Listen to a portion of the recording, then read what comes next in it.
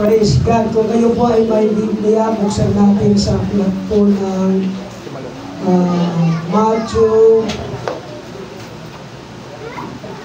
chapter 28, verse 16 to 20. Sabi ng Bible, datapwat nagsiparoon ang 12 alagad sa Galilea sa bundok na sa kanila'y itinuro ni Jesus. At nang siya'y kanilang makita, ay kanilang sinamba siya. Datapwat ang iba ay nangag-anilangan.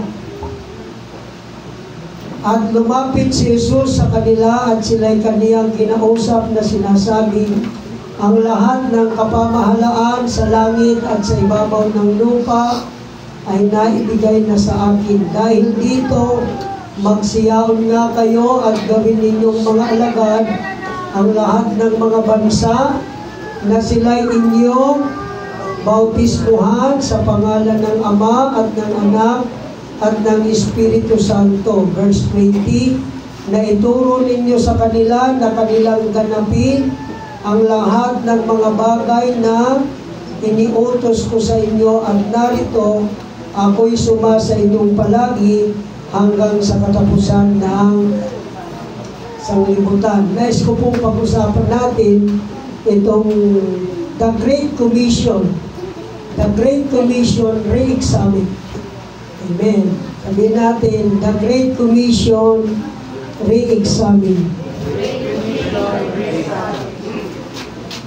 Kayo po ay manalangin. Salamat po, dakilang Diyos, sa umaga ito. Hiniling namin yung panguna.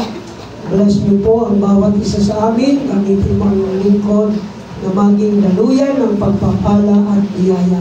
Hingin ka, Panginoon, bless mo ang bawat isa na narito, maging ang mga nanonood, nakikinig online, Panginoon. Bless mo po kami lahat. Ikaw ang siyang maitas at maluwalhati sa umaga ito. To God be the glory in Jesus' name. Amen. Praise the Lord. God bless you, mga kapatid. Makakaupo na po kayo at pagpalain tayo ng ating Panginoon. Praise the Lord.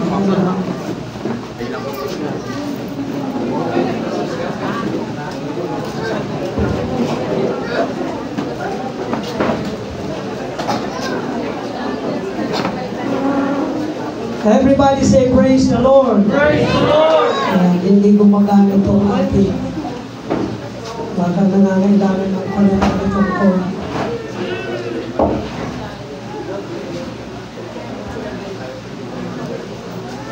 Praise the Lord. Sa Kristyanismo, mga kapatid, ang Great Commission is the instruction of the resurrected Jesus Christ to His disciples to spread the gospel to all the nations of the world.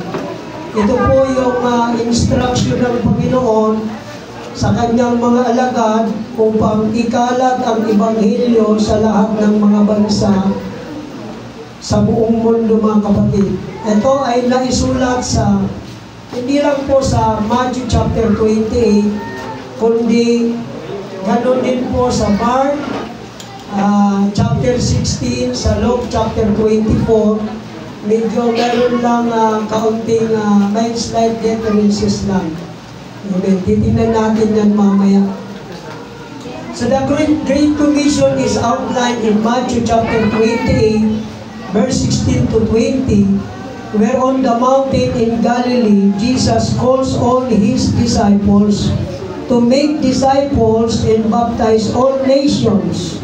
At ito yung nagiging kontrobersya kung anong pangalan ang ginagamit. At yung iba, hindi yan binibigyan ng emphasis. Ano? Baptizing them in the name of, siyempre, pag kayo, in the name of Jesus Christ na yan. Praise God. Pero ang sabi niyan, baptizing them in the name of the Father, and of the Son, and of the Holy Spirit or Holy Ghost. Praise the Lord. Ayan ang lumitaw. Praise God. Tingnan natin kung gumana ito.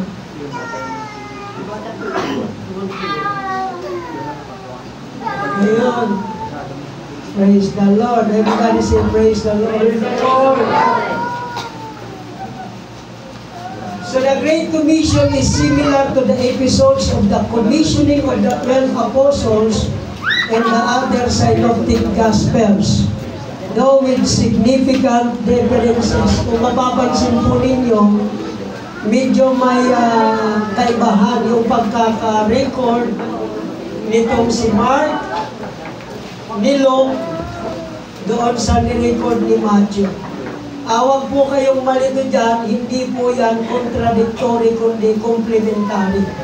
Parang ganito, si Brother Francis, si Brother John, at si Joshua pumunta sa sentro ng Bulastong. Duman sa sentro, may nagkagulo. Kang nag-istorya ang tulo, iba-iba si istorya ninda, pero parehas lang ang nilalaman. Medyo magkakaiba lang ng detalye. Maaring yung kwento ni Brother Francis, kaya pastor duman sa sentro habang nagbubulastog kami. May nagkagulo kaya duman. May nagkagulo duman. Sabi man ni Brother John, may nagkagulo kaya duman, pastor, nagsaraksakan kaya. Dahil naman nabanggit ni Francis yung nagsaraksakan, pero si Brother John nabanggit itong nagsaraksakan. Sabi man ni Nunoy, nagpun kaya ngayon, pastor, duman sa kuyan. Si Brother Francis kaya. Iyon na ang matosok kaya katong kuyan. Katong bulastong. Ininutan katong sarong. Igwa man da inakatingos ngaya. Pigtuyaw. O nagka-diskusyonan si iba. Nagpun ka lang ni Brother Francis. Malang ngayon na nagkagulo ngayon, nagsaragsakan. Si sarong ngayon, bulagta ngayon. O si Saruman ngayon, nadagot kang pulis na kulong. Kaya namatangaan niya kami, pastor, imbestigaran niya kami. So, pari-parihas na mayroon silang sinasabi tungkol sa kaguluhan na nangyari sa sentro, pero yung detalye magkakaiba. Si Mateo, si Marcos, si Lucas, kaya ang tawag dyan ay synoptic gospel. No, kasi pari-pariho yung kanilang ibig iparating, pero mayroong iba-ibang detalye. Kaya kung ang babasahin mo Mateo lang, medyo may mamimiss ka. Kasi mayroong sinabi si Mateo na hindi sinabi ni Marcos, mayroong din sinabi si Marcos na hindi sinabi ni Mateo. Halimbawa, yung kapanganakan kay Kristo, iba yung sinasabi ni Mateo doon sa sinasabi ni Lucas. Kung mapapansin ninyo si Mateo, yung kanyang binabanggit, direkta na doon sa kapanganakan ni Kristo. Pero kay Lucas, ang binabanggit niya, nagpasimula pa kay Juan. Sino mas matanda? Si Kristo, si Juan? Si Juan, 6 na buwan. Kaya nauna si Lucas, ang kanyang pagkakakwento ay detalyado. Detalyado. Kay Mateo, hindi ganoon dinetalye, pero ang pinupuntuhan doon, yung kapanganakan ni Kristo. Okay, nakuha nyo na mga kapatid? Huwag kayo, kaya ang Bible po, dapat binabasa yan lahat. Hindi yung mayroong ka lang pinipili. Amen. Para maintindihan mo ang Biblia, basahin mo lahat. Yung iba, pag nabasa nila sa ganito, yun na. Paano yung detalye dito? So kaya dapat lahat yan binabasa para maintindihan natin. Praise God. So kung mapapansin ninyo, actually, hindi lang yung 12 alagad ang kinumisyon dito. Kasama dito yung iba pang mga disciples. Kaya kung mapapansin ninyo, nung sila po ay sumunod sa iniutos ng Panginoon, pumunta sila doon sa Jerusalem, mapansin ninyo yung nagkatipon doon sa may upper room, hindi lang 12 apostles, kundi 120 sila.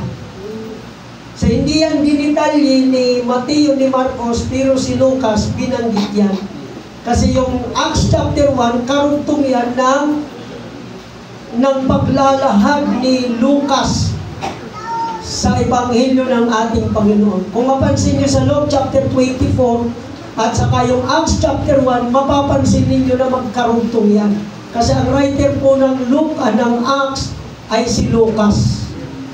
Si Dr. Lucas. Alright. So, tingnan natin yung ilan sa mga detalye, magkakaibang detalye. Kung mapansin nyo sa Matthew chapter 28, sabi ng ating Panginoon, sabi ng Bible, nagsiparoon ang 11 alagad sa Galilea sa bundok na sa kanilang itinuro ni Jesus. Doon sa bundok na itinuro ng ating Panginoon. Yeah. Nang siya'y kanilang makita, ay kanilang sinamba siya. So dito natin makikita mga kapatid, na maging ang mga apostol, maliwanag na kinikilala nila si Kristo na Diyos.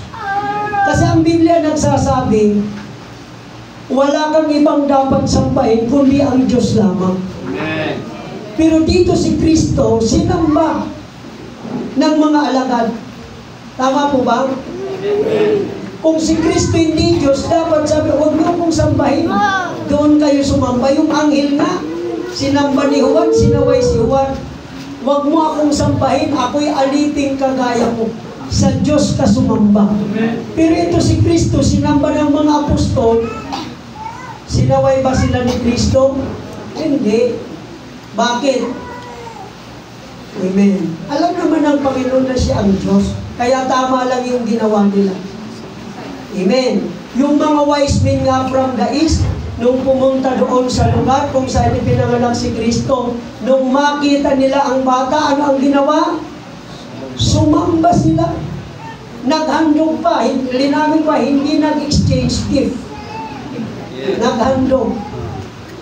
Kasi yung iba, ang ano nila, yung mga yung mga wise men from the east nag-exchange gift. Hindi, nagbigay sila ng kaloob. Doon sa Bible School, may nagtanong tungkol sa Christmas. Ako, may personal conviction, mula nung makakilala ako sa Panginoon hanggang ngayon, walang celebration ng Christmas. Sa akin, personal. Tinuturo ko rin sa church, pero hindi ko ipinipili. Tama ba? O ngayon, nasa sa inyo kako yan, pero may i-recommenda ko, basahin nyo kako yung libro na The Two Babylons by Alexander Hislop, na andoon dinitalye saan nagpasimula, paano nagpasimula ang Christmas. O tapos ngayon, may mga pastor nag-celebrate niya, sa kanila na yun.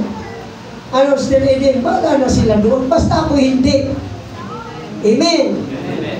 Wala kayong makikitang parol sa bahay, wala kayong makikitang Christmas tree, wala mga kapatid.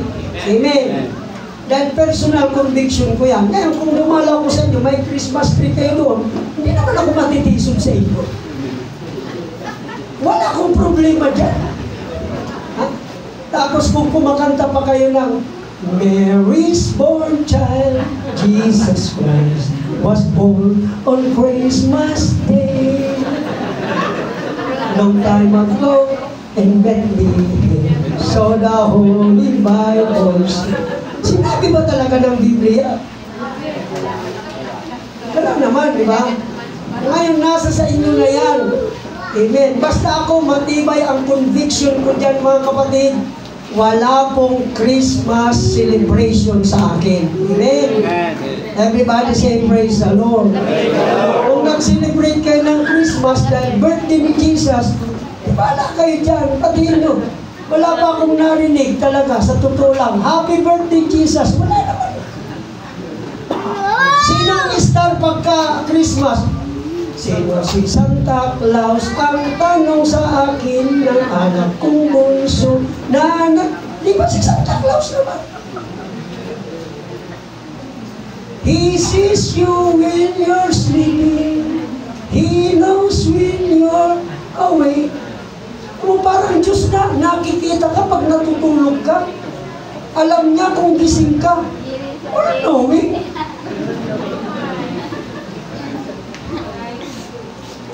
Amen. Tapos magsasabi ka ng medyas.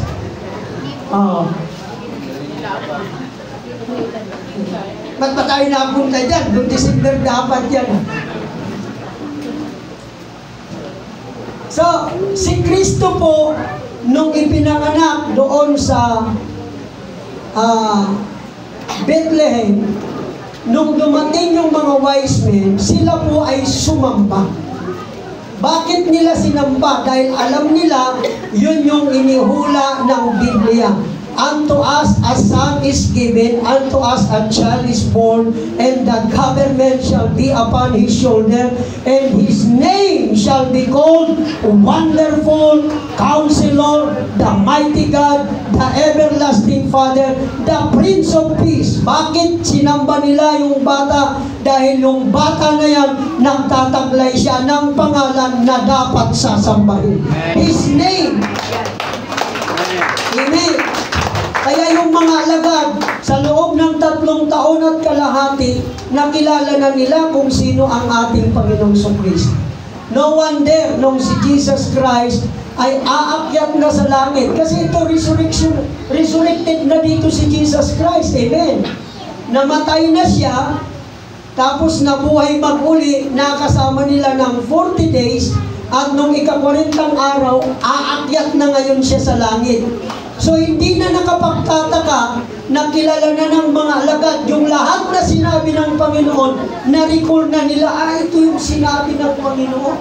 Kaya nung sinamba nila ang ating Panginoon, amen, hindi po sila sinaway ng ating Panginoon. And yet, meron pa rin mga nag-alinlangan naman. Amen. Parang dito lang din sa church, meron akong nakausap na kapatiran. Bago-bago ngayon, pastor, na may ama talaga, may akim. 7 taong ka na sister sa church, na yung pag-irari na intindihan. Sa 7 taon, na itinutukdo yan, halos Domingo, nababanggit yan. O, na doktrina, hindi mo pag-irari na intindihan. Amen. Pero tayo, salamat na intindihan natin, iisa lang ang tunay na Diyos. Nagkatawang tao siya para tubusin tayo sa kasalanan. Ngayong natubos na tayo, umakyat siya sa langit, bumaba siya ngayon sa spiritual na kalagayan. Siya yung nagpupuspos sa inyo. Siya yung nararamdaman ninyo every time na magtataas tayo ng kamay para sumamba sa Panginoon. Siya yun, wala nang iba. Christ in you, the hope of glory. Si Kristo na nasa inyo, na pag-asa ninyo sa kaluwalhatian. Amen. So si Kristo sa kanyang kalagayan, mga kapatid, matapos siya magbangon muli sa mga patay, nakasama ng mga alagad. Amen. Nung ika-40 araw, umakyat siya sa langit, pero bago siya umakyat, eto po, nagbilin siya ng pinaka-importanting bilin. Amen. Everybody say praise the Lord. Sa Bible School, itinutuklo po dyan itong subject na the last will and testament. And naituklo ko naman po yan iti. Amen. Yung last will and testament. Yung testament ay isa pong formal letter na nakalagay doon kung ano yung mga mamanahin ng mga beneficiary. At ang testamentong yan po ay sinusulat ng isang tao in the contemplation of death. Amen. Na bago siya mamatay, mag-iiwan siya kung ano yung importanteng dapat malaman ng tagapagmana. Everybody say praise the Lord. Nais ko pong sabihin sa inyo na itong iniwang ito ng Panginoon, ito yung provision, nilalaman ng testamento niya na dapat ipaalam ng administrator sa mga tagapagmana. Dito po nakalagay kung ano yung ating tatanggapin. 3 klase yung testament.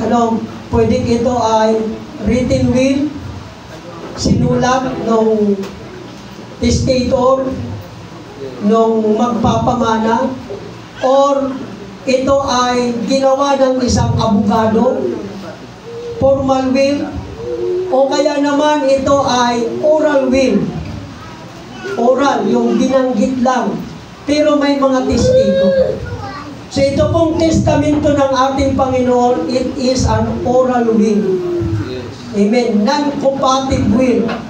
Na ito po ay binanggit niya, amen, sa gitna ng mga testigo. Everybody say praise the Lord. Ito po yung sinabi ng ating Panginoon na dapat malaman.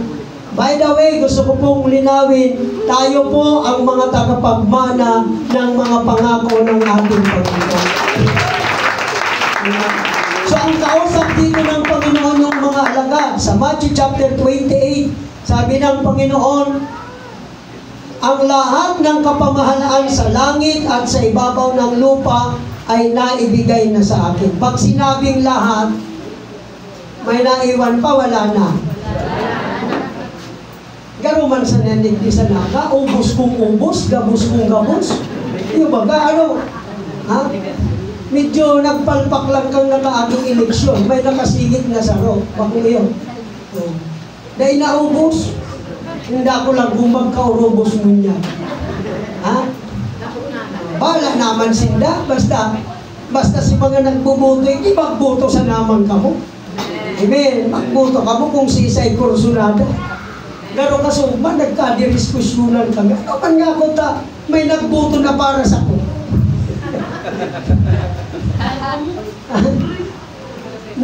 Nagburutuhan din kulay kang baro. Ngalas ako, nakabuto na ko.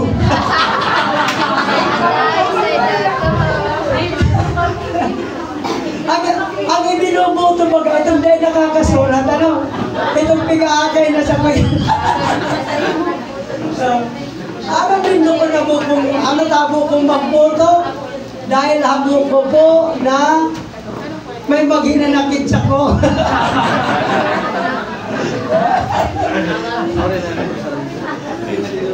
Breaking the time man yan, ano? Parang ganito, nung trino yung constitution, yung Philippine Constitution, isa sa mga pinagdebatihan doon, Brother Jomar, kung gagawing state religion ang Roman Catholic sa Pilipinas. Sa Bulacan yata yan, ano? Nagkaroon ng alam niyo po kung anong nangyari? Nagtay ang buto. Nagtay yung buto. 50% pumabor na ang maging state religion ng Pilipinas, Roman Catholic. 50% naman ayaw na gawing state religion ang Roman Catholic. Dahil kung gano'n, kung yun ang mangyari, wala tayong ganito. Kasi may state religion, parang sa Middle East, sa Saudi. Diba? Bawal yung ganito kasi meron silang state religion. Salamat. Kilala nyo kung sino nag-break ng tie? Pablo Tecson. Salamat sa Pablo Tecson. Umabor siya na huwag gawing state church ng Roman Catholic. Kaya yung uniform ninyo, ako na lang mag-break pag nag-tie kayo. Apuntahan natin ito. Lahat ng kapamahalaan sa langit at sa ibabaw ng lupa na ibigay na sa akin. Amen. Lahat. All authority in heaven and in earth. Kaya kung sasabihin ng iba na may Diyos Ama, wala nang authority yun. Kasi naibigay na sa ating Panginoong Kristo. Lahat. Amen. Amen. Walang naiwan. Lahat. Lahat ng kapamahalaan. Amen. Amen. Kaya nga, iyan napakatibay na argumento natin, Brother Digo, na si Jesus Christ ang tunay at totoong Diyos. Amen. Yung kausap ko doon sa Kamaligan, may ama baga ngaya, o ipamutak ka nga ako may ama. Anong sabi ng Biblia? All the fullness of the Godhead bodily dwelleth in Him. In Him dwelleth all the fullness of the Godhead. Isipon mo yan. Pag sinabing Godhead pa nga ni, Godhead pa lang, okay na yan. Mayo ng mawawalan dyan. Godhead. Yaon na sa iyo. Pangalawa, fullness. Oh. Tapos igwapang all. Gapos-gapos na. Yan dapat ang gamito na slogan ka mga kuya. All the fullness of the Godhead dwelleth in Him. O kung gapos nga kung kapangyarihan niya kay Kristo, ang ama mo may kapangyarihan. Mayon na lahat nga eh. Amen. Si Kristo ang kapangyarihan at karunungan ng Diyos.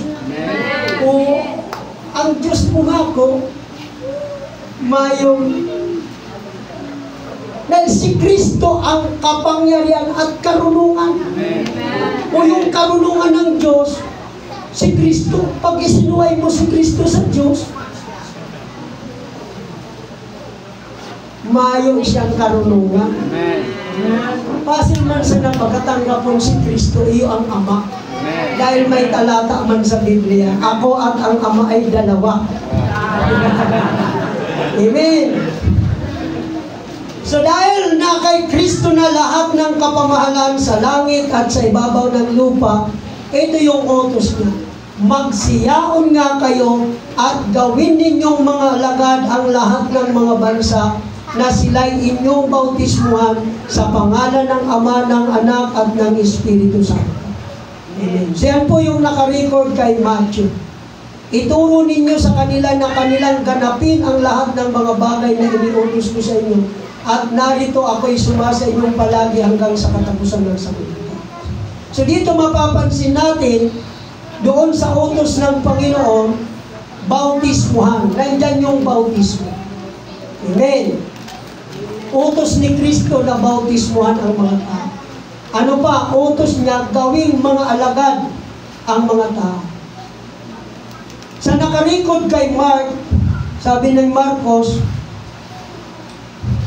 sinabi niya sa kanila, magsiyaon kayo sa buong sanlibutan. Di parehas ano? Go. Go ye therefore and teach doon sa Matthew chapter 28. Dito naman, go ye into all the world. Buong sanlibutan. Amen. Everybody say praise the Lord. At inyong ipangaral ang anong ipapangaral? So dito maliwanag na yung Great Commission ng ating Panginoon, ito na yung preaching of the gospel. Amen. Sa lahat ng kinapang. So ang condition ay, pag sumampalataya ka, Brother Robin, at mabautismuhan, ikaw ay so ito palang gospel pag ipinangaral, pag ang tao nag-response, ang end result, salvation. Amen. Mahalaga bang ipangaral ang Ebanghelyo? Mahalaga dahil hindi po maliligtas ang tao kung hindi nila ito mapapakinggan at hindi nila ito masusunod. May idinagdag, kapag ikaw ay naligtas, maging manampalataya ka, ito po, mayroong lalakip na kapangyarihan sa iyo. Magpapalabas sila ng mga demonyo sa aking pangalan. Amen. Everybody say praise the Lord. Hindi tayo nagdadalawang isip na magpalayas ng demonyo sa pangalan ng Panginoon. At hindi po tayo nag-aalinlangan sapagkat yan po ay naranasan na natin. Amen. Kaya huwag kayong matakot. Pastor, may nadidimon po si Duman. Ang sabi dyan, lalakip ang mga tandang ito kay pastor. Amen. Kay pastor lang ba o sa gabos na magsisisampalataya? Gabos pala. Kaya pag may inaalihan ng demonyo, dahil nanindo ko pagpapot. Ha? Inuugakan ka ng pastor. Dahil man, gusto ko lang makanood mang kamo. Amo naman ang magpalayas ng demonyo. Baka pag nagrinig mo pag Jesus name. Palayas kayo ng demonyo kasi ang sabi ng Biblia, lalakip ang mga tandang ito. May kapangyarihang lalakip sa inyo.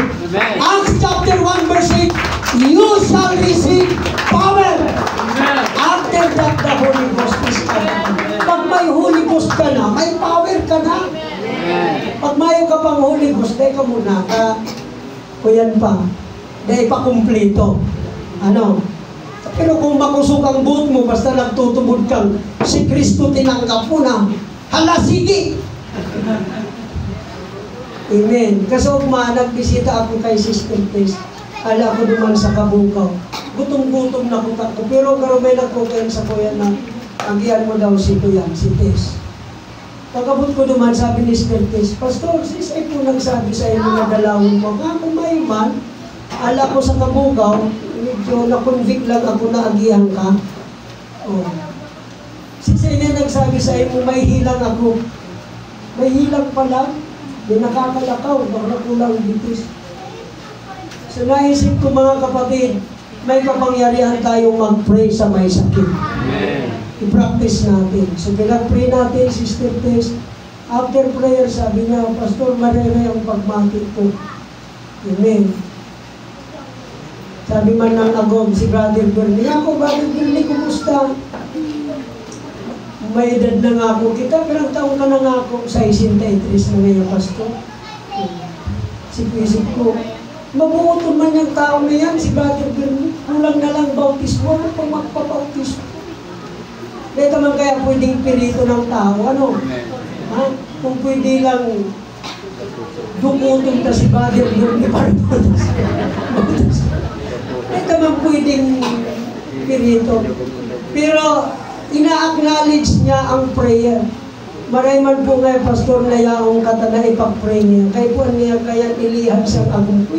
Tataw na kang mga lihag-lihag. Bautismo na lang talaga, kulang. Kaya, pag-pray ta na mabautismo na lang. Amen. Sabi ko, pati, pero ako, huwag kayong mag-Bible study, kiraray naman sa inyo. Kasi mga magkuapo, kadakol. Kadakol na pala nga akong magkuapo kami ni Sister Tess. Ang nakakaugma pagkabot ko naman, uy, si Pastor parabaan sa tricycle, nang bisa-bisa. Yan sa kararayan na yan na uugma ko dyan, kung mag-children ministry kita dyan. Ang abot sa kuya dyan, Father. Uyaw, puro na kaya kumuyaw na kaya si Father. Hindi kaya Father, nagpupull out na yan eh. Ang sarap ko. Nagpupull out na yan eh. Amen. Kung kayo po ay merong burden sa children's ministry, tuloy nyo lang. Kasi sino nakakaalam na yung bata na yan na tinuturuan pagdating ng araw gamitin sa gawain. So these signs shall follow them that believe. In my name shall they cast out devils. They shall speak with new tongues. Magsisihawak sila ng mga ahas. Naniniwala ako dyan. Pero may dagdag ako dyan. Hindi lang tayo hahawak ng ahas. Papatay pa tayo ng ahas. Pupunta sana ako sa palayan. Medyo nakaisip akong sumakit yung tiyan ko. Mabuti na lang, Sister Kayla. Doon sa CR ni Pastor Alex, may timba. Pagtingin ko gano'n yung bawal, medyo hindi naman kailangan lang buhusan. So buti na lang, meron namang pusit doon, hindi naisipan ko, Sister Malu, umigit doon sa swimming pool ni Maya. Umigit ako ng tubig, kumuha ko ng timba, nung dala-dala ko ng tubig at bubuhusan yung bound, may gumalaw. Uy! Nagulat ako. Uy! Saka ako in Jesus' name. Nagkagulatan kami nung ahas.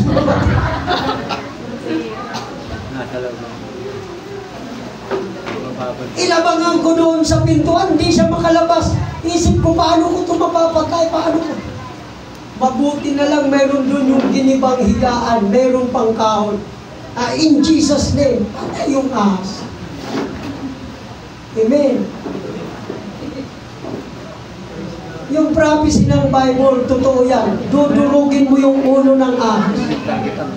Ha? Tutuklawin naman ang sakong mo ng ahas. O kaya kung nadurog mo yung ulo ng ahas, na-fulfill mo yung prophecy. Amen. Ang laki mga kapatid, ang haba. Kakatayin daw yun nung mahilig magkatayin. Yung nakakatuwa doon, iniingatan tayo ng Panginoon. Amen. Amen. Kasi kung basta na lang ako umupo doon mga kapatid, total may pusit naman doon, may tubig naman kasi puno yung tangki ng tubig. Wala na. Pupunta na kayo sa bahay, Pastor! Wala na si Pastor. Amen. Salamat sa ating Panginoon. Ha? Ito yan. Okay, sa Lucas naman. So, kung papansinin ninyo, may mga karagdagang detail. Doon sa sa Matthew, magsiyaong kayo, gawin ninyong alagad lahat ng mga bansa, bautismuhan. So, mayroong go, make disciples, baptize. Dito naman, preach the gospel, and then may condition para maligtas yung tao. Sumampalataya at mabautismo. So mayroong karagdagang detalye. Mayroon ng pananampalataya at idinagdag si Marcos. And then sa Lucas naman, sabi ng Panginoon, sa verse 46 na lang, sinabi niya sa kanila, ganyan ang pagkasulat na kinakailangang maghirap ang Kristo at magbangon muli sa mga patay sa ikatlong araw at ipangaral sa kanyang pangalan. So mapapansin ninyo, meron nang idinagdag na kapag nangaral, dapat gamitin ang pangalan. Ipangaral sa kanyang pangalan, ang alin daw po? Repentance and remission of sins. Saan mag-uumpisa?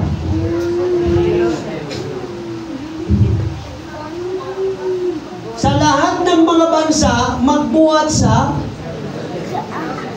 narinig ko yung preaching ni Soriano. Napakaliwanag kanya sa Mateo 20, sa Isaias 24, na ang pagliligtas ng Diyos, pangangaral ng kaligtasan, mag-uumpisa sa Pilipinas, sa silangan, sa mga pulo ng dagat. Napakaliwanag naman anya na Pilipinas yan.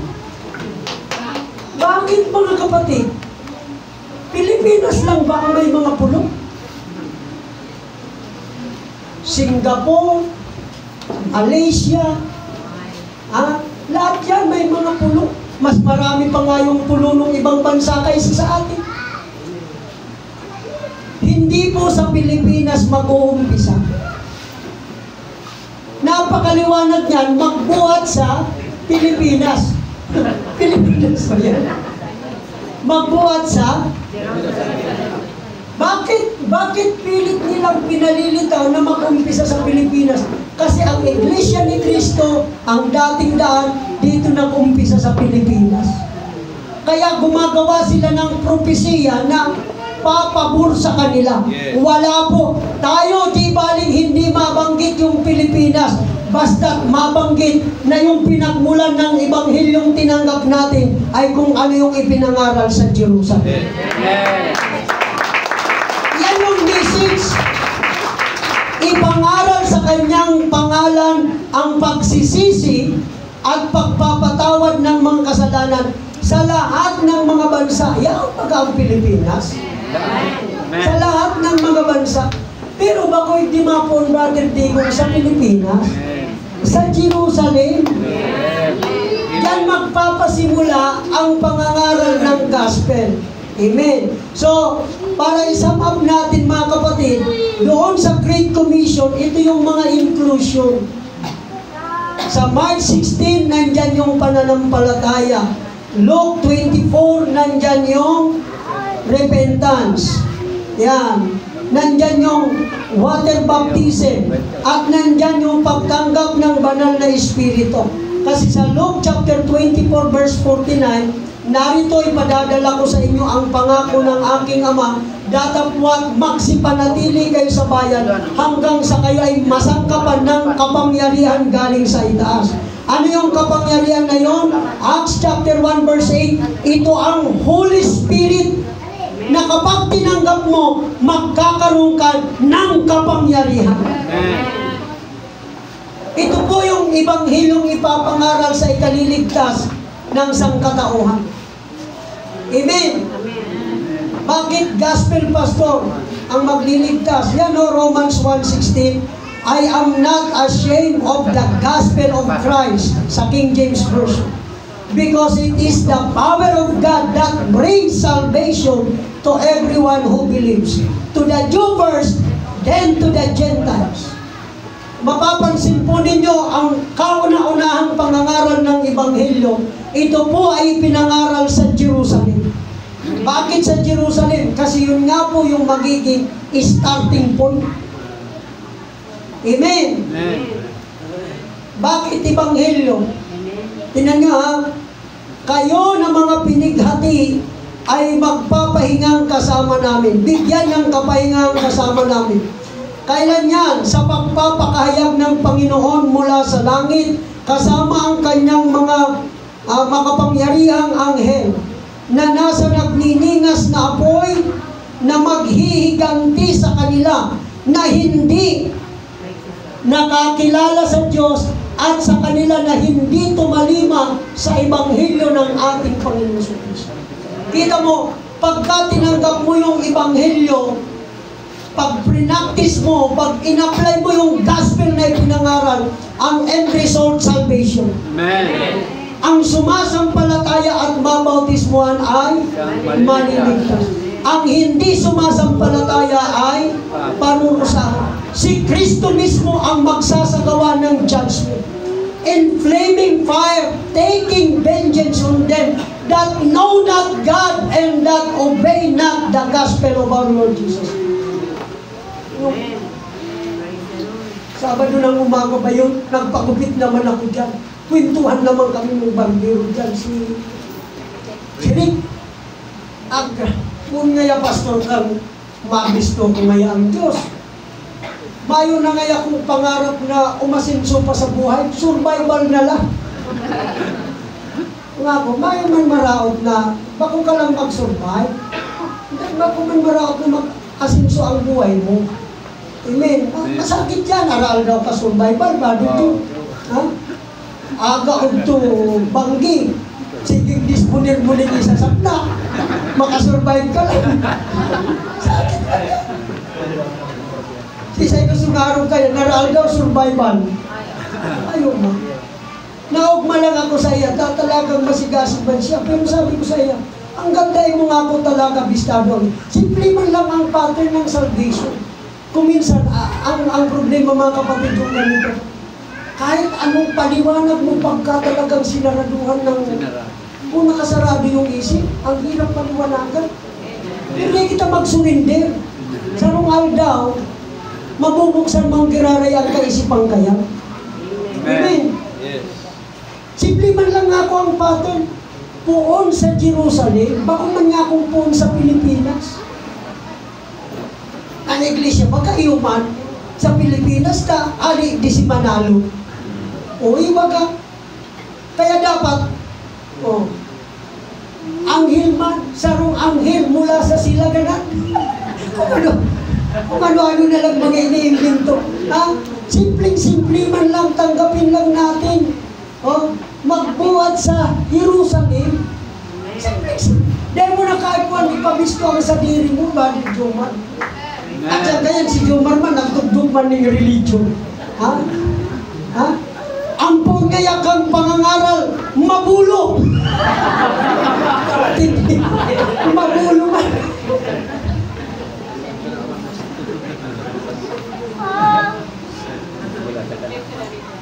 Dadarak lagun niya. Mabulong.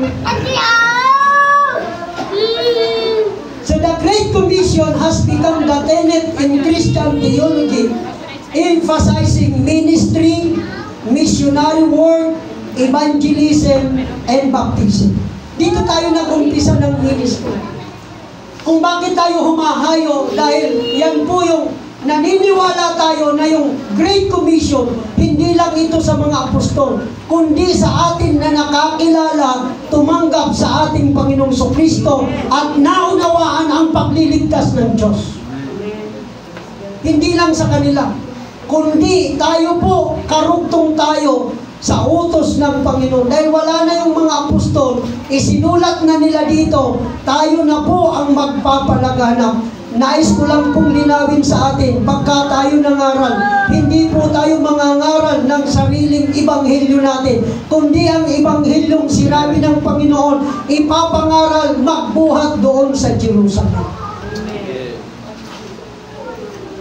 Repentance and remission should be preached in His name among all nations, beginning at Jerusalem. Ang pangangaral ng kaligtasan ayon sa paraang nabanggit ay magpapasimula sa Jerusalem. Kaya yung mga alagad, matapos nilang tanggapin ang utos, Acts chapter 1 verse 12, nagbalik sila sa Jerusalem. Dahil alam nila na doon magpapasimula eh. Everybody say praise the Lord. At lahat ng sinabi ng Panginoon sa kanila, nagkaroon ng kaganapan sa Jerusalem. Bumalik sila doon habang nagkakatipon, bumaba ang kapangyarihan, yung Holy Spirit, nagkaroon ng revival. Amen. Kaya yung mga nakikita nyo, mga nangyayari sa kalawakan, yung araw, yung buwan pumupula, nagkakaroon ng kadiliman, nakahula na yan. Bago dumating ang Panginoon, inihula ni Prophet Joel. In the last days, amen, your sons and your daughters shall see visions. Amen. Your old men shall dream dreams. Yung mga matatanda talaga, mga panaginip yan. Amen. Hallelujah. Pero yung mga kabataan, makakakita ng Panginoon. Ang araw ay magiging kadiliman, ang buwan ay magiging dugo bago dumating ang dakilang araw ng Panginoon. Kaya yung mga tandang nakikita nyo sa langit, hindi nyo dapat ikalungkot. Dapat magkaroon ng kasabikan sa ating puso. Amen. Yes, malapit nang dumating ang Panginoon. Ang sanglibutan, nararating mo. Ano nang nangyayari sa mundo natin? Kaliwat kanan ng mga kalamidad ang nangyayari, pero pag Kristiyano ka, praise God, malapit nang dumating ang ating Panginoon Yesus Kristo. Amen. Malapit nang dumating. Yung mga tandang nakikita ninyo, hindi dapat mag-cause ng trouble sa atin yan. Dapat mag-cause yan ng excitement sa atin. Kaya sabi ni Juan, come Lord Jesus. Even so, come Lord Jesus. Nag-i-expect sila na mas maaga na nga na dumating ang Panginoon. Kaya lang, mga kapatid, magpasalamat tayo sa Diyos na hindi pa siya dumarating. Alam niyo kung bakit? May mga mahal pa tayo sa buhay na hindi pa tumatanggap at naglilingkod sa Panginoon. Kaya alam niyo kung minsan, si Lord gumagawa na ng mga pagtawag, iba't ibang kaparaanan. Yung iba, karamdaman. Yung iba, kawalan, kagipitan. Yung iba naman ay kung ano-ano, mga sakuna. Sa Los Angeles, di ba? Marami na ngayon ang tumatawag sa Diyos dahil nagkaroon ng sunog. Huwag na tayo magantay masunog ang bahay natin bago tayo maglingkod sa Diyos. Ang hirap ng masunugan. Amen. Mabagyuan ka na lang, huwag lang masunugan ang bagyo na rin pang bahay. Kung yung masunugan, ultimo nakatago mo doon sa mayroon kang hukay na doon mo tinatago yung pera mo para hindi madugas ng sunog yan. Amen. So may mga ginagawa na ang Diyos na mga pagtawag. Bakit? Sabi ng Biblia, pag nakikita na ninyong nangyayari ang mga bagay na ito, malapit na siyang dumating, nasa mga pintuan na. So yung mga alagad pumunta sa Jerusalem, sa pangunguna ni Pedro nung ang mga tao nagtanong, men and brethren, what shall we do? Then Peter said unto them, repent and be baptized every one of you in the name of Jesus Christ for the remission of sins, and you shall receive the gift of the Holy Ghost. Ayan na mga kapatid, yung pattern ng salvation. Amen. Yung pattern ng salvation, inilatag na ni Pedro. Ito po yung sinabi ni Kristo, ipangaral sa kanyang pangalan ang pagsisisi. Kaya may pagsisisi ka. Ipangaral sa kanyang pangalan ang kapatawaran ng kasalanan. Kailan napapatawad ang kasalanan? Be baptized in the name of Jesus Christ for the remission of sins. Amen. Everybody say praise the Lord. Bakit ipinangangaral mo ulit ito, Pastor? Ang tagal mo nang pinangaral yan. Kaya nga re-examine, mga kapatid. Kasi kung minsan, marami ng preacher at mga kapatiran ngayon, hindi na nakafocus dyan. Amen. Karamihan sa mga preaching ngayon, more on, motivation na lang. O masinso ka sa buhay, gumanda ang pamumuhay mo. Parang ang buhay nandito lang sa mundong ito. Sabi ni Pablo, kung sa buhay na ito tayo nagsisiasa kay Kristo, tayo ang pinakakawawa sa lahat. Bakit? Mayroon pa higit sa buhay na ito. Mayroong buhay sa kabila. May buhay na walang hanggan. Na yun ang pinakamahalaga sa atin. Meron daw kung isang construction worker, pagkakatapos ng trabaho sa hapon, nilalabas yung, alam niyo yung wheelbarrow, karamatilya sa tuyano. May box, nahiling kang gwardya. Ngaya, ano ngaya ang pigluluwas mo na yan? Ay yung ngayon si mga pinaglagadian. Itong mga sodas, nakabox. Nakabox ngayon din. Piniling ka ba? Garo may hinahabong ka ngaya. Buksan ka daw ngayon. Sodas. Linuwas. Sunod na aldaw, pagkatapos ng trabaho, yun na naman. Niluwas na naman. Garo may nakakamali siya na gaya mo sa emo. Every time na, kung Lunes, Martes, Merkulis, Webes, Biyernes, Sabado, pero may niluluwas na nakabox, bakit yun? Pig-inspection ka nung ngaya duda ngaya ko sa iyo. O may inahabong ka ngaya, hindi. Sabihin mo ngaya sa kuya. Pag sinabi mo ngaya sa ko, dahil ka ngaya isusubo. Ano ngayang hinahabong mo, hindi? Sabi ka itong construction worker. Karamatilya ngaya. Aral daw, iniluluwas ang box. Ito pala, karamatilya ginahabon. Kung minsan, araw kita kaya, nakapokus kita sa sarong bagay, nagaitan na naiintindihan, bakong man talaga to, ang tunay na ginigibo. Amen. Everybody say praise the Lord. Sabi ko kay Abigail, anak, kahit may trabaho ka, may negosyo ka, huwag nating gawin na dahilan yung trabaho o negosyo. Mag-establish ka ng cell group. Amen. Yan ang goal natin dito. Mag-establish ng cell group dahil alam natin sa cell group may dalawa tayong ginagawa. Soul winning at saka, ang ginagawa natin, dyan tayo nagpapalakasan. Edification and soul winning. Exhortation. Yan po ang ginagawa natin. Kanais ko pong sabihin sa inyo, kahit mayroon kayong ginagawa, may trabaho kayo, may negosyo kayo, may mga pinagkakaabalahan kayo, tandaan natin, secondary lang yan. Ang unang layunin natin ay mapalukuran, mapaglingkuran ang ating Panginoon, mga kapatid. Amen.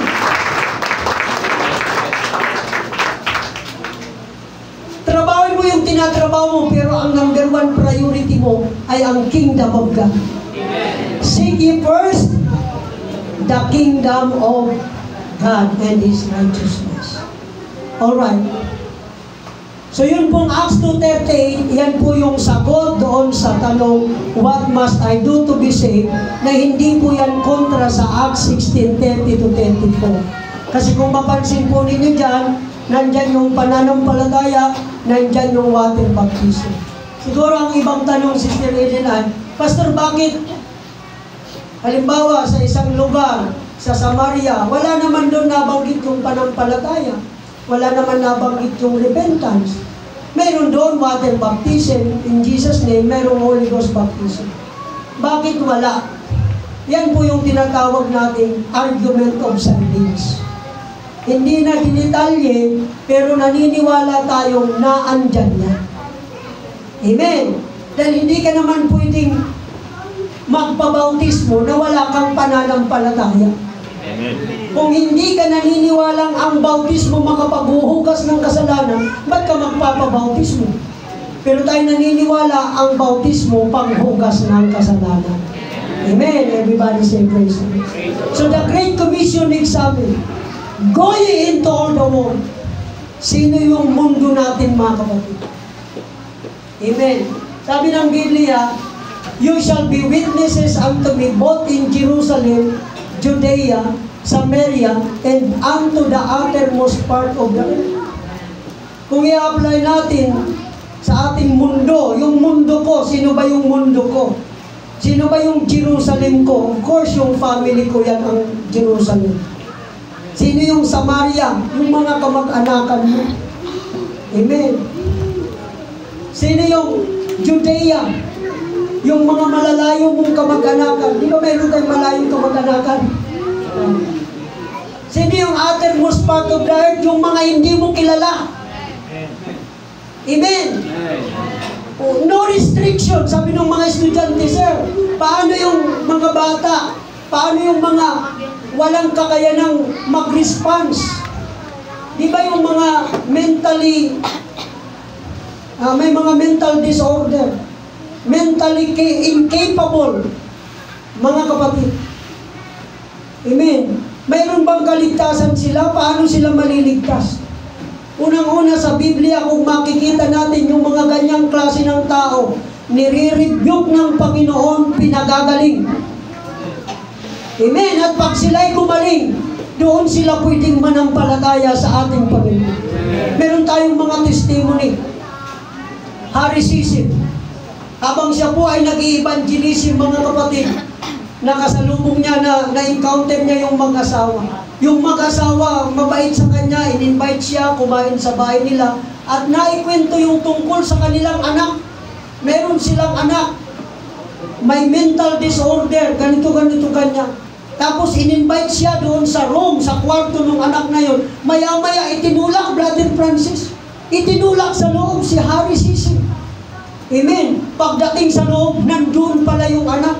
Ang sabi ng anak, papatayin kita sa English, I will kill you. Siyempre, English yun. Diba? Pero nung marinig yun ni Harry Sisip, ayon doon sa testimony, mga kapatid, ni Liston King, ayon sa testimony ni Liston King, ni-rebuke ni Harry Sisip yung pong anak na yun. Ang sabi niya, in Jesus' name, bumalandra yung anak ng mag-asawa, bumalandra sa dingding. Amen. Maya-maya, magaling na.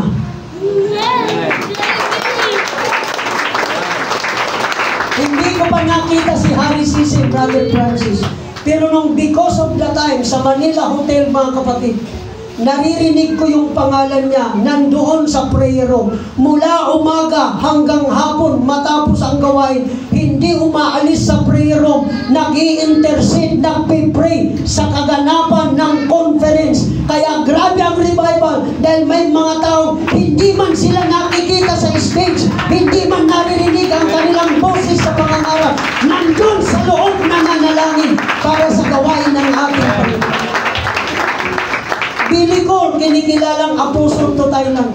Ngayon, may pinatayong auditorium doon, Billy Cole Hall, dedicated kay Billy Cole.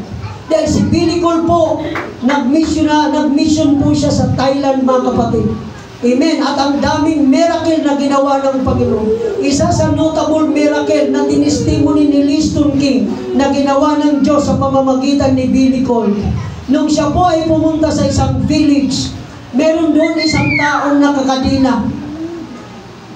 Naglalakad na parang aso, kumakain na parang aso. Ayon sa testimony, napakakapal na ng kalyo sa kanyang katawan, sa kanyang kamay. Amen. Sabi nung taga roon, interpreter ni Billy Cole, alam nyo kung sino ang tao yan? Yan ay sinumpa ng isang witch. Kaya nagkaganyan yun. Alam ng buong village na ganun ang nangyari sa kanya. Wala siya sa kaisipan, sa maayos na kaisipan. Amen. Sa nung ginawa ni Bilicon, ipinag-pray yung tao, ni-rebuke in the name of Jesus Christ. Nung mai-rebuke niya ito, umupo yung tao at naging maayos, gumaling sa kanyang karamdaman. Anong naging resulta, mga kapatid? More than 6,000 na villagers, mga taga roon, mahigit 6,000 na baptized in the name of Jesus Christ. Sino mga kapatid? Amen. What is your word? Who is your word, mga kapatid? Huwag tayong matakot. Mangaral tayo. Ipangaral natin ang ebanghelyo ng ating Panginoon. Preach the gospel. Amen. Teach and preach the gospel. Amen. Hindi nyo kailangan ng maraming audience. Isang tao lang, turuan ninyo. I-disciple natin. Bahagi na ng salita ng Diyos. Amen. Pwede ko bang sabihin sa inyo, sapat na siguro yung ang habang ng panahon nakikinig tayo. Huwag puro paganon lang tayo. Dapat paganon naman tayo. Amen. Everybody say praise the Lord. Praise the Lord. Yung napakinggan natin, i-share natin. Isang tao lang, okay na yan, mga kapatid. Dalhin nyo sa church. Turuan nyo ng salita ng Diyos, mga kapatid. Amen. Ipakita nyo na ang Diyos nagmamahal sa kanila. Preach the gospel. Amen. Ang ipapangaral natin, gospel. Huwag tayong mangako ng mga pag ikaw naglingkod sa Diyos, pagpapalain ka. Pag ikaw ang naglingkod sa Diyos, yayaman ka. Hindi po garantiya yan. At may mga naglingkod sa Diyos, hindi naman talaga yumaman. Pero nakontento ang kanilang buhay, mga kapatid. Amen.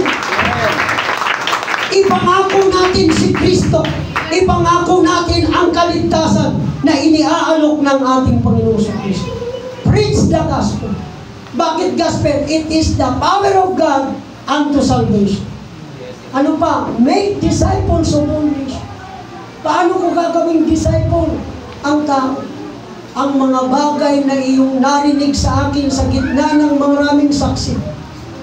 Tuwang-tuwa naman yung mga Jehovah's Witness. Kita nyo mga saksi? Bakit sabi pa dyan, saksi ni Jehovah? Ano ba yan?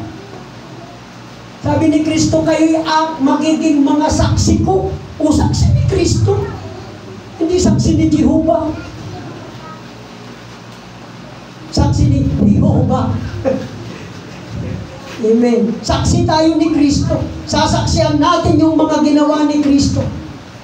Everybody say praise the Lord. Maraming tao dyan, mga kapatid, inaantay lang tayo. Inaantay lang tayo. Amen. Everybody say praise the Lord. Siya muling ipagkatiwala sa mga taong tapat na makapagtuturo naman sa iyo. Yung naintindihan mo, Sister Grace, paano ka naligtas? I-share mo. Maghanap lang kayo ng isa o dalawang tao. Yun ang tutukan ninyo. Huwag na kayong mangarap ng, kailangan maibanghilyo ko itong buong barangay Kararayan. Mapapagod ka. Isa-isa lang. Isa-isa lang. Ang anay, baka pa isa-isa lang. Ano? Ano to? Ang tanga nga. Tanga, ano na? Yung baga sabihin ko tanga, ano? Langgam. Ang langgam nga, pasaro-saro man lang baga. Nakakaamot man. Yung baga, ano? Ha? Hindi nyo na kailangan ng marami. Isa lang, sister. Isa lang. Yung isa na yan, mag-aakay din niya ng isa. O pa isa-isa lang. Garo Fernando po.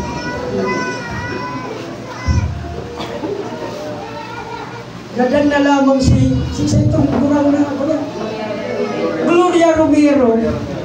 Nagkakarubos na si mga gurangan. Yung mga ano, gamos man kita mawawala sa kinaban. Pero yung naakay natin, mag-akay tayo. Amen. Tapos, igulta na mabaptize.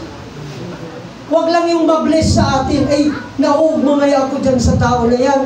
Kay Angel nga yan, mabuotong nga yan. Dahil ka ngayon, kaya pa, daihan, pag nangutan ka, yan na, tapos ka dyan. Dahil lang po dapat na may linindang mabuot kita. Dahil lang dapat itong mabless sinda sa sato. Dapat mapabautismuhan ka sinda. Bakit? Ang bautismo po ang magliligtas sa kanila. Na-bless na sa iyo, impyerno naman. Pagdating doon sa kabila, sasabihin niya, matindi man ngayon ni si Ruby. Ha? Binalabarkada ngayon ko, pinapakakan ngayon ko sa Jollibee, sa McDo. Nabubuutan niya akong Maresaya. Ano daw? Tadi sinabing dapat mabautismuhan ako. Oh. Kaya siguro sabi kang kalagduman sa impyerno, kung may man duman si Kristano, kisatanas ka mapaharap. Hindi daw ngayang dumanan ko ngaya si Ruben ngayon, at gusto ko lang yung kurulaitan.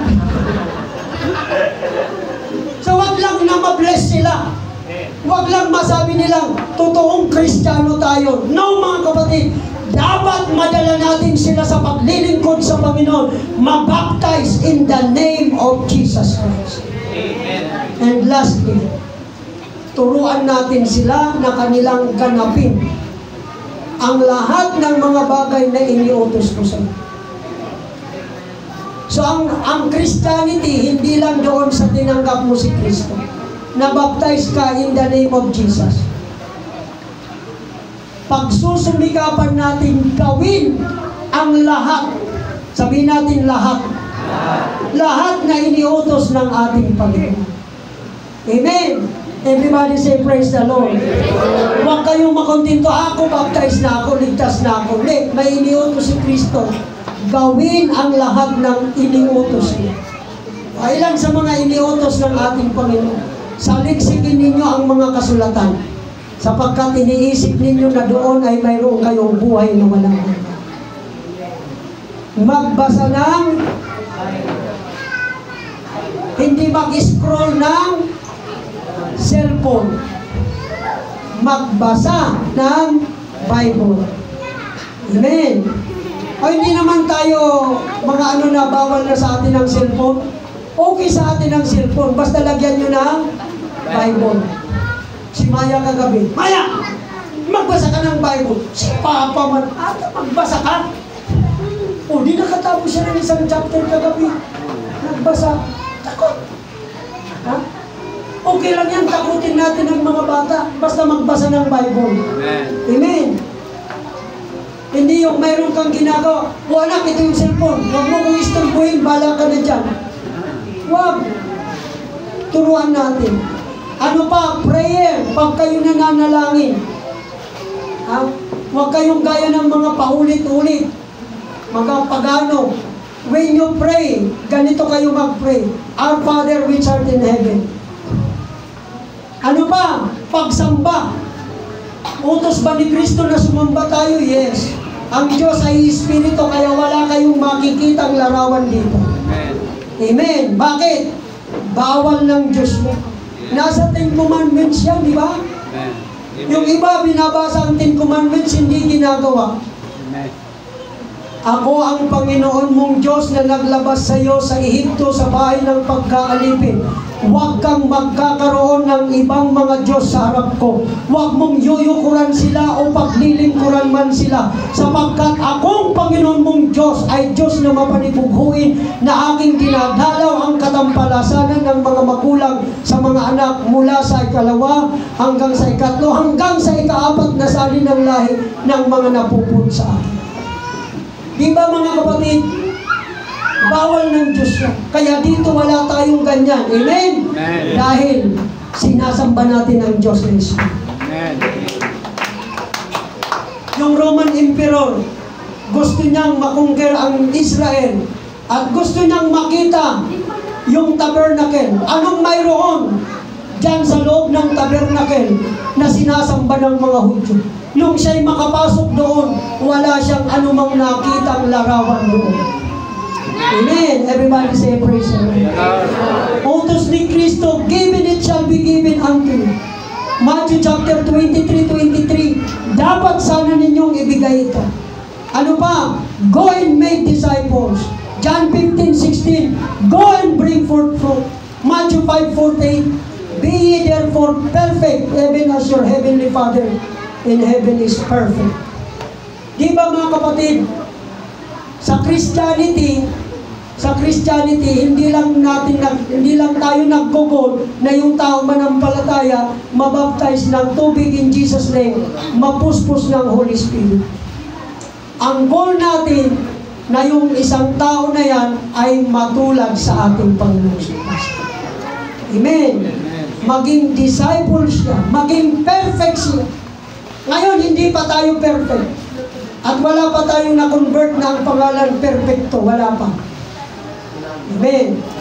Pero, ang ginagawa natin, nagpapatuloy tayo sa paglilingkod sa Panginoon para makaabot tayo sa kasagutan. Hindi yung paulit-ulit. Sabi ni Pablo, dapat mga guru na kayo. Pero ang kailangan, babalik na naman kayo sa mga aral na pasimula. Mga gatas. Amen. So okay ba mga kapatid? In re-examining the Great Commission, hindi lang po tayo hahayo, hindi lang tayo mangangaral, hindi lang tayo magbabautismo, hindi lang tayo gagawa ng disciple. Ituturo natin sa kanila na kanilang ganapin ang lahat na iniutos ng ating Panginoon sa Kristo. Maging sa sarili natin, pagsumikapan natin, ganapin. Ang hirap magturo na hindi mo napapractice sa buhay. Amen. Ang hirap magturo. Kung yung doktor kaya kang resitahan, ito ang inumin mong gamot. Bawal ang sigarilyo ha, ang sigarilyo nakakasira sa katawan. Pero yung doktor, sigarilyo ng sigarilyo. Tayo po kung ano yung ginagawa natin, yun ang itinuturo natin. Kasi yan po yung natutunan natin sa salita ng ating Panginoon. Tumayo tayo mga kapatid.